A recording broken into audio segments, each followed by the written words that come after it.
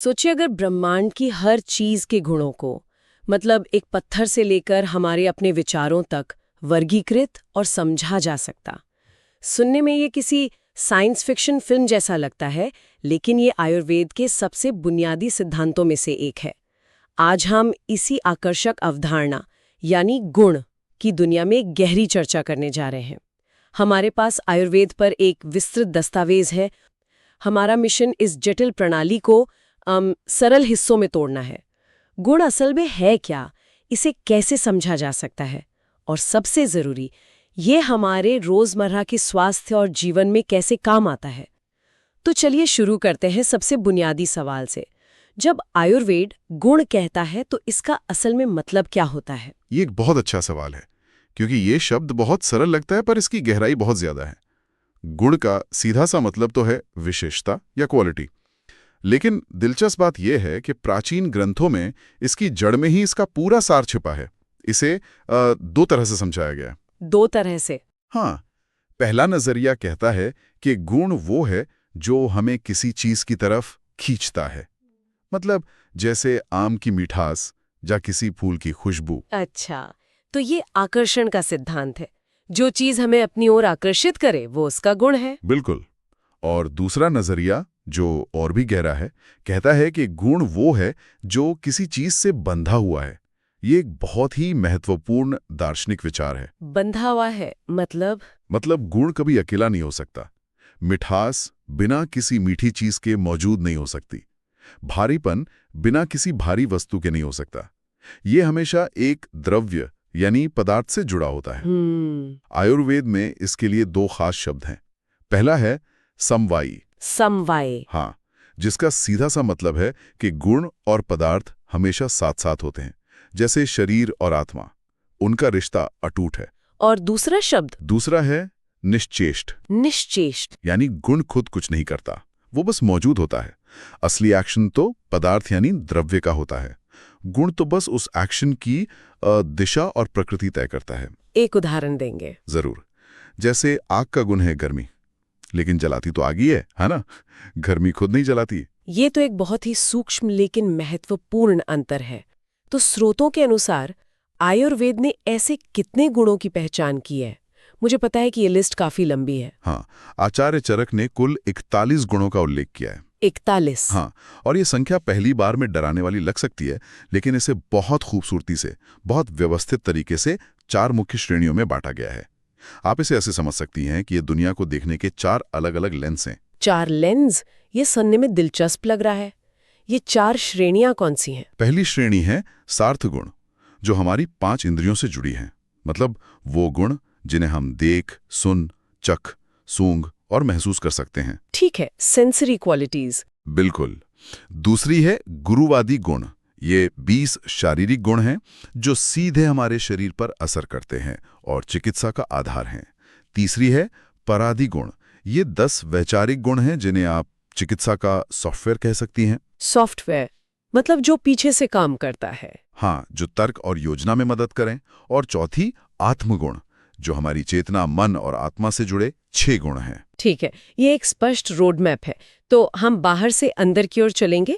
शुरुआत करते हैं सार्थ गुणों से, जो हमारी इंद्रियों की वो खिड़कियां हैं जिनसे हम बाहरी दुनिया को समझते हैं। बिल्कुल। और ये 5 गुण सीधे तौर पर पंच महाभूतों से जुड़े हैं, यानी आकाश, वायु, अग्नि, जल और पृथ्वी। अच्छा। सबसे पहला गुण है शब्द यानी आवाज। आयुर्वेद इसे आकाश या स्पेस एलिमेंट से जोड़ता है। ये कनेक्शन दिलचस्प है। मतलब आवाज को ट्रेवल करने के लिए जगह यानी स्पेस चाहिए। तो क्या यही लॉजिक है इसके पीछे? हाँ, आप बिल्कुल सही समझी। बिना खाली जगह के ध्वनि नहीं हो सकती। इसी तरह हर गुण को एक मूल तत्व से जोड़ा गया है। दूसरा है स्पर्श यानी टच, जो वायु तत्व का गुण है। हवा को हम देख नहीं सकते पर महसूस कर सकते हैं। इसके 3 प्रकार बताए गए हैं: शीत यानी ठंडा, उष्ण यानी गर्म और अनुष्ण मतलब गुनगुना।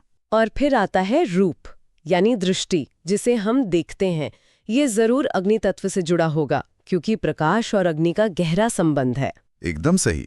यह अग्नि महाभूत का गुण है, जिसे हम आंखों से देखते हैं। श्रोत इसके 7 भेद बताते हैं। जैसे सफेद, नीला, पीला, लाल वगैरह। 7 अलग-अलग रंग। आज हमें ये बहुत सामान्य लगता है, लेकिन क्या उस समय इसका कोई गहरा मतलब था? क्या वैद्य किसी की त्वचा या आंखों का रंग देखकर रोग का पता लगाते थे? Is that the insight here? बिल्कुल। यह सिर्फ रंगों की सूची नहीं है, यह एक डायग्नोस्टिक टूल था। त्वचा का पीला पड़ना पीलिया का संकेत है, यह आज भी हम जानते हैं। सही बात है। आंखों का लाल होना शरीर में गर्मी या सूजन को दर्शाता है। यह उसी गहरी समझ की शुरुआत थी। कमाल है। और बाकी 2 गुण, स्वाद और गंध? रस यानी स्वाद, जल महाभूत का गुण है। आप सोचिए, बिना लार या नमी के हम स्वाद महसूस नहीं कर सकते। हाँ, ये तो है। इसके 6 प्रकार हैं: मीठा, खट्टा, नमकीन, तीखा, कड़वा और कसेला। और अंत में है गंध, जो पृथ्वी महाभूत का गुण है। मिट्टी की अपनी एक खास गंध होती है। यह 2 तरह की होती है, सुरभि मतलब सुगंध, और असुरभि यानी दुर्गंध।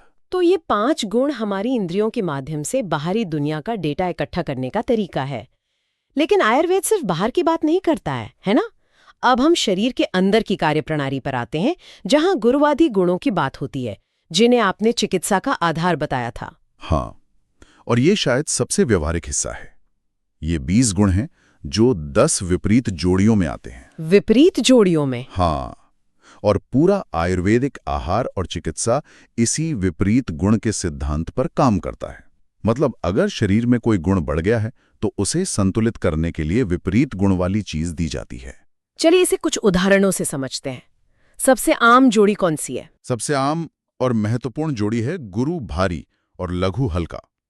गुरु गुण शरीर का पोषण करता है, उसे बढ़ाता है, जिसे आयुर्वेद में ब्रणन कहते हैं। वहीं लघु गुण शरीर में हल्कापन लाता है, जिसे लंघन या उपवास भी कहते हैं। इसका भोजन में कोई उदाहरण देंगे? बिल्कुल।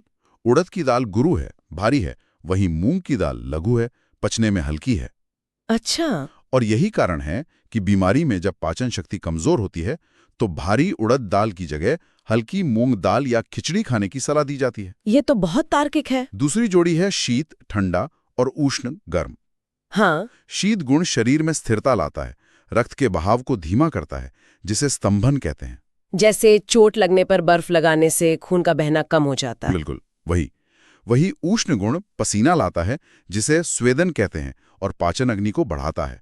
उदाहरण के लिए चंदन का लेप शीतलता देता है, और अदरक या चित्रक जैसी जड़ी बूटियां शरीर में गर्मी पैदा करती हैं। और एक जोड़ी जो मुझे लगता है बहुत से लोग अनुभव करते हैं, वो है स्निग्ध चिकना तैलीय और रूक्ष सूखा खुरदुरा। निश्चित रूप से स्निग्ध गुण शरीर में कोमलता, नमी और चिकनाई लाता है, जैसे घी या तेल की मालिश। ये वात दोष को शांत करने के लिए सबसे अच्छा माना जाता है।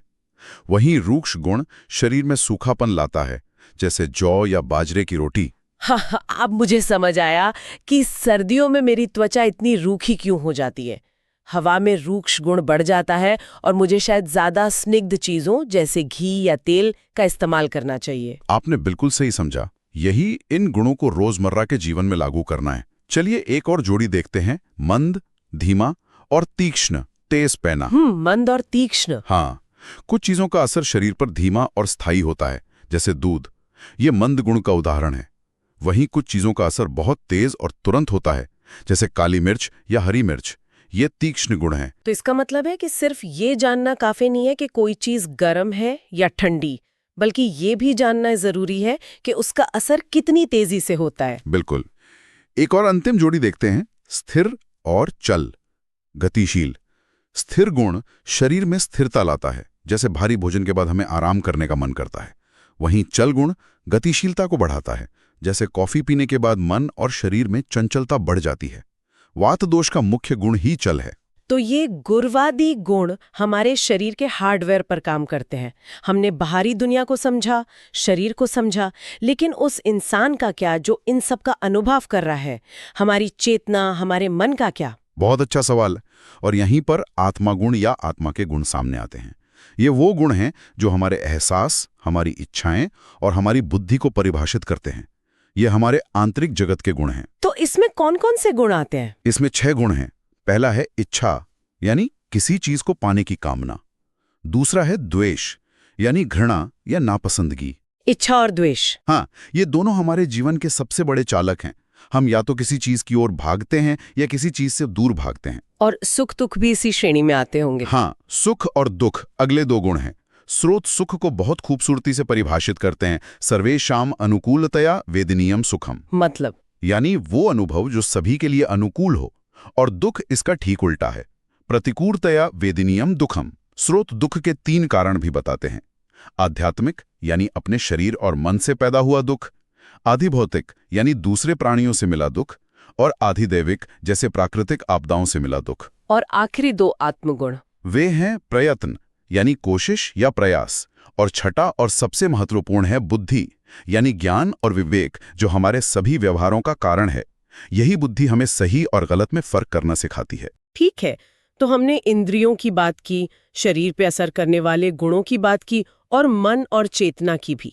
ऐसा लगता है कि लगभग सब कुछ कवर हो गया। फिर ये चौथी श्रेणी, परादी गुण, किस लिए है? इसमें ऐसा क्या है जो बाकी में नहीं है? ये एक बेहतरीन सवाल है। परादी गुण दरअसल इन सभी गुणों को इस्तेमाल करने का तरीका बताते हैं।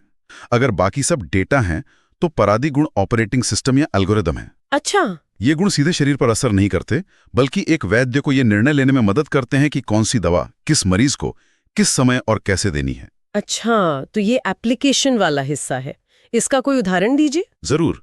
इसमें एक जोड़ी है परत्व, श्रेष्ठता, और अपरत्व, हीनता। ये सापेक्षिक है।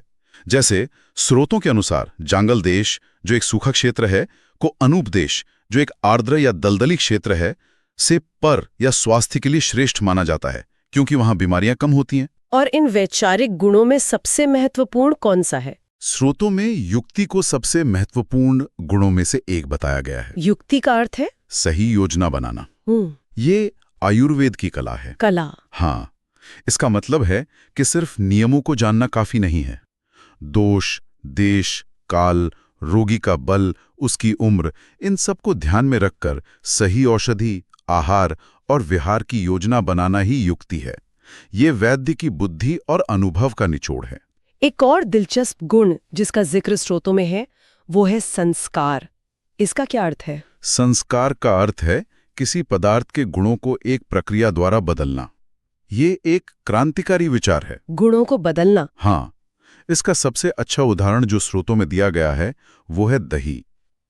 कच्चा दही शरीर में सूजन यानी शोथ को बढ़ा सकता है, लेकिन जब उसी दही को मथा जाता है, यानी उस पर संस्कार किया जाता है, बिल्कुल, तो उससे बनी छाछ उसी सूजन को कम करती है। 1 मिनट, ये तो कमाल की बात है। मतलब आयुर्वेद सिर्फ चीजों के गुणों को नहीं देखता, बल्कि ये भी मानता है कि हम उन गुणों को बदल सकते हैं। This is a game changer. इसका मतलब है कि कोई भी चीज स्वाभाविक रूप से बुरी या अच्छी नहीं है। ये इस पर निर्भर करता है कि हम उसे कैसे इस्तेमाल या प्रोसेस करते हैं। आपने बिल्कुल सही सार पकड़ा है। यही संस्कार की शक्ति है। एक और महत्वपूर्ण गुण है अभ्यास यानी निरंतरता। स्वास्थ्य बनाए रखने के लिए अच्छी चीजों का लगातार सेवन करना, जैसे आंवला या घी का सेवन या सही व्यायाम, ये निरंतरता के महत्व को दर्शाता है, जो आज की क्विक फिक्स दुनिया में बहुत प्रासंगिक है। तो हमने गुण की परिभाषा से लेकर इसके विशाल वर्गीकरण तक की यात्रा की। हमने बाहरी दुनिया की भौतिक संवेदनाओं को समझा, शरीर पर पड़ने वाले प्रभावों को देखा, मन की अवस्थाओं को जाना, और अंत में उस तर्क को समझा जो इन सबको एक साथ जोड़ता है। ये सच में ब्रह्मांड और खुद को समझने का एक समग्र ढांचा है। इसका मूल विचार ये है कि इन गुणों की भाषा को समझकर हम दुनिया को और गहराई से समझ सकते हैं।